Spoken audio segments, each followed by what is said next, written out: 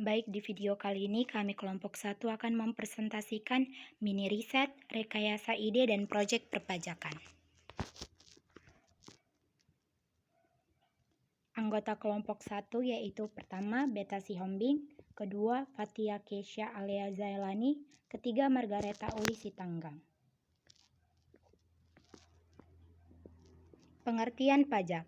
Pajak menurut Pasal 1 Undang-Undang Nomor 16 Tahun 2009 tentang Ketentuan Umum dan Tata Cara Perpajakan adalah kontribusi wajib kepada negara yang terutang oleh orang pribadi atau badan yang bersifat memaksa berdasarkan undang-undang dengan tidak mendapatkan imbalan secara langsung dan digunakan untuk keperluan negara bagi sebesar-besarnya kemakmuran rakyat.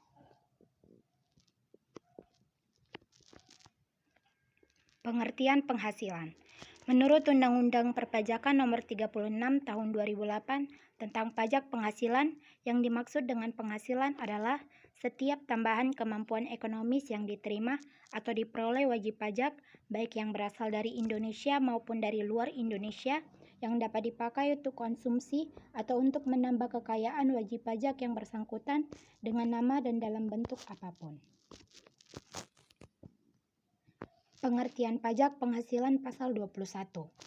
Waluyo mengemukakan bahwa pajak penghasilan Pasal 21 adalah pajak penghasilan yang dikenakan atas penghasilan berupa gaji, upah, honorarium, tunjangan, dan pembayaran lain dengan nama apapun sehubungan dengan pekerjaan, jasa, atau kegiatan yang dilakukan oleh wajib pajak orang pribadi dalam negeri.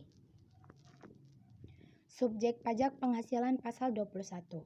Yang pertama, pejabat negara. Kedua, pegawai. Pegawai adalah setiap orang pribadi yang melakukan pekerjaan berdasarkan perjanjian atau kesepakatan kerja, baik tertulis maupun tidak tertulis. Ketiga, pegawai dengan status wajib pajak luar negeri.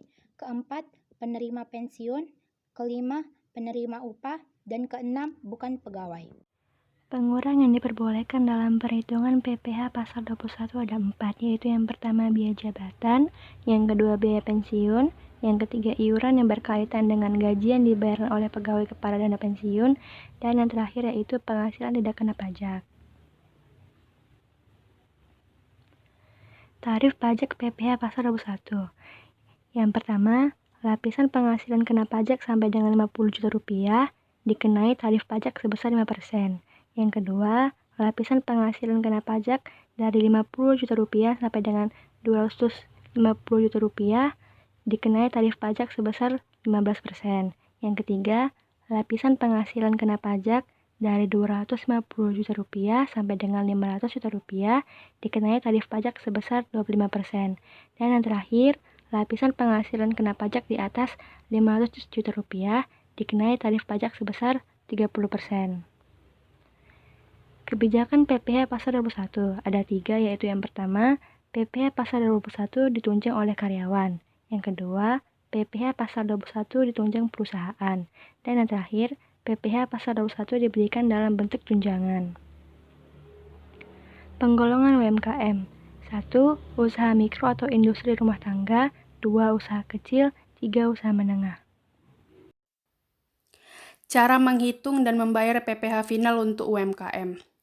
Yang pertama, siapkan kode e-billing atau kode pembayaran. Yang kedua, gunakan kode e-billing untuk melakukan pembayaran. Yang ketiga, beritahu nominal PPh final terutang, lalu bayar sesuai dengan nominal tersebut. Yang keempat, simpan bukti pembayaran pajak baik berupa struk maupun NTPN. PPh final UMKM sama dengan total omset dikali dengan 0,5% per tahun. Jika ingin mencari per bulan, maka hasilnya dibagi 12. Identitas UMKM. Nama UMKM-nya yaitu Rumah Makan Surya Agung. Nama pemilik UMKM yaitu Ibu Dahlina. Alamat UMKM berada di Jalan Gatot Subroto nomor 121 Medan Petisa. Jumlah karyawan sebanyak 2 orang. Gaji karyawan sebesar 30.000 per hari. Memiliki NPWP. Dan penghasilan bruto sebesar 10 juta rupiah per bulan. Aset yang dimiliki yaitu 2 kendaraan bermotor. Perhitungan pajak. Pajak yang harus dibayar UMKM Rumah Makan Surya Agung yaitu yang pertama, PPh final. Dikarenakan Ibu Dahlina memiliki NPWP dan hanya memiliki peredaran bruto sebesar 10 juta rupiah per bulan atau setara dengan 120 juta rupiah per tahun, artinya peredaran bruto di bawah 4.800.000.000 rupiah dalam 1 tahun, maka tarif PPh final sebesar 0,5%. PPh final sama dengan 120 juta rupiah dikali 0,5% sama dengan 600.000 rupiah per tahun. Pembayaran PPh final ini adalah setiap bulan, maka hasil tersebut dibagi 12 bulan. Maka PPh final sama dengan 600.000 rupiah dibagi 12 bulan sama dengan 50.000 rupiah per bulan. Yang kedua itu, PPh pasal 21 tidak diwajibkan untuk UMKM Rumah Makan Surya Agung karena gaji karyawan sebesar 30.000 per hari atau setara dengan 900.000 rupiah per bulan. Artinya, gaji karyawan kurang dari minimal PKP sebesar 4.500.000 rupiah, sehingga karyawan Rumah Makan Surya Agung dalam membayar pajak PPh pasal 21 sebesar 0 rupiah atau nihil. Yang ketiga itu pajak bumi dan bangunan sebesar 3 juta rupiah per tahun. Yang keempat, pajak kendaraan sebesar 400.000 sampai dengan 600.000 rupiah. Kisaran ini umumnya karena pajak kendaraan dibayarkan oleh suami Ibu Dahlina. Maka dari itu data mengenai pajak kendaraan belum pasti diketahui oleh Ibu Dahlina. Selanjutnya kesimpulan.